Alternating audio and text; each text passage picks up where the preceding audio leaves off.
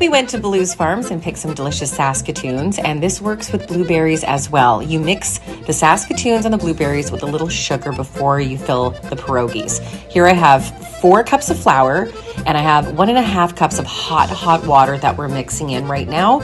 And we're gonna mix it. It's gonna be very gloppy. We're gonna add in about 1/2 cup of warmed milk in the microwave. And then we're gonna add a couple tablespoons of melted butter as well. Now I'm gonna add flour by hand until it's no longer super sticky and I can roll it out. We're gonna put some flour on the board, not directly into the dough at this point. We're just gonna pick up some of that flour so that we're gonna keep kneading until it's not sticky. And we're gonna let it rest for 20 minutes covered. Cut it in half, roll it out, and let the other half sit there, cover it up so it doesn't dry out.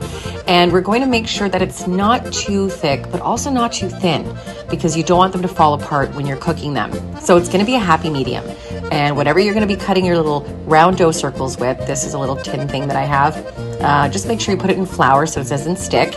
And you can also use a glass, whatever size glass that you enjoy using for your size pierogies. I like a medium-sized glass myself. And we're gonna cut all the little circles out. There you go, perfect, ready to be filled. And if you want the cheese and potato filling recipe, it's on the blog. And here we have the Saskatoon pierogies. You cook them just the same when they float to the top. It's gonna be a few minutes.